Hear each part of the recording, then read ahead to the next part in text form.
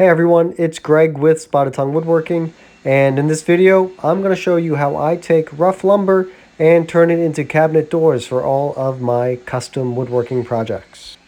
If you missed it, I have an excellent video that goes into great depth, really in depth of how I mill my lumber and really ensure that I take rough lumber and make sure that it's going to be flat and square and everything that it needs to be for precision woodworking.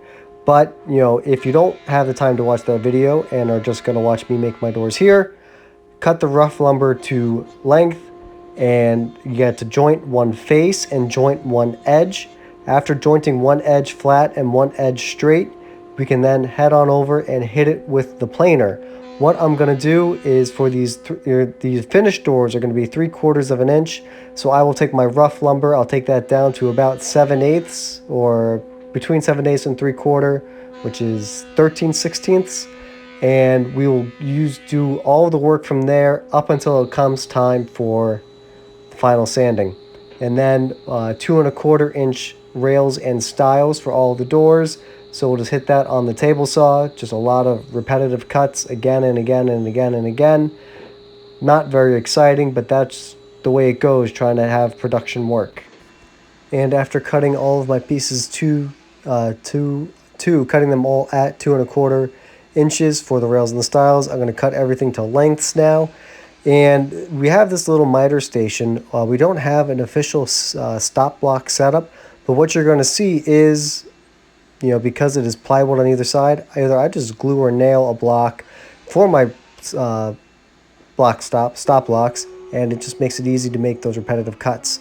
So everything has been cut to width, cut to length, and now, for the cabinet doors you're going to have to cut out the groove in the middle. And it's just a shaker style, so we'll use the grooving cutter and then the tongue cutter for the cope and stick style, where the pieces are just going to fit into each other. You see I have a coping sled for that end grain cut. You cannot do that cut without a coping sled.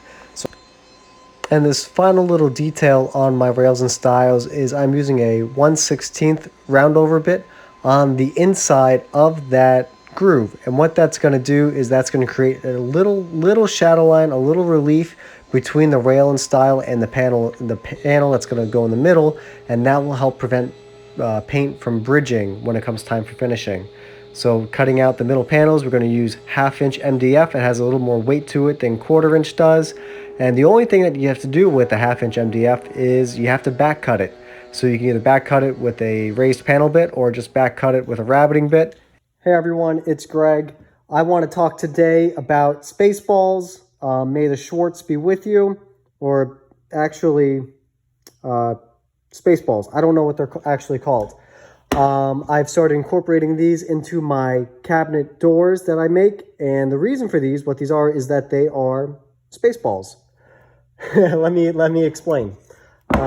What these are going to do is you stick these in where the panel is going to go. And what that's going to do is when the panel goes in there, is that the panel is going to compress those balls when the door is assembled. And when the door is assembled, you have those balls, and what they're going to do is they're going to hold the panel in place. They're going to allow, because they're going to allow expansion and contraction while holding the panel in place for the door. So what that's going to do is it's going to keep your panel from rattling. It is going to ensure that there's even spacing all the way around. So the inside of this door will have a nice shadow gap all the way around where I cut this 1/2 inch MDF. And it's just going to improve the overall quality of my doors. And if I didn't say it enough times, let me just say Spaceballs one more time, because what could be better than saying Spaceballs again and again and again? So you can see I put the Spaceballs in the rails and the stiles of the cabinet. I grab more clamps, grab a nail gun. I'll show you what the nail gun is for. And we're just going to assemble this cabinet door. These are called 5-piece doors because they are made of 5 pieces. 2 rails, 2 stiles, and a center panel. So we're going to use wood glue because it's made out of wood.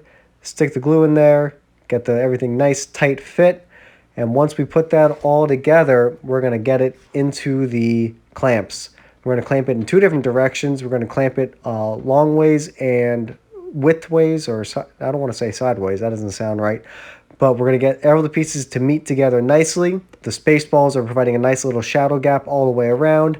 Everything is clamped in place. Check for square across the diagonals, not the diangles. Check for square. Everything is square. And what I'm going to do is I'm going to pin those corners with an 18 gauge 5/8 nail, and that's going to hold everything while it dries, allowing me to do large production runs of doors.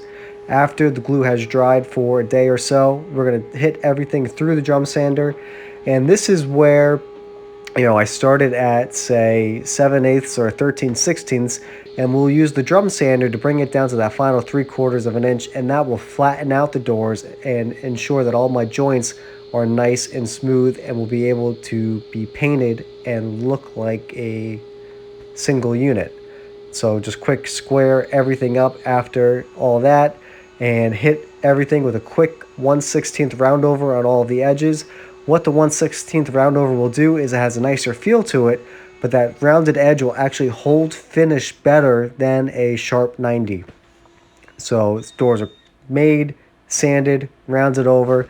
Finally, we're just going to have to stick a drill for hinge cups.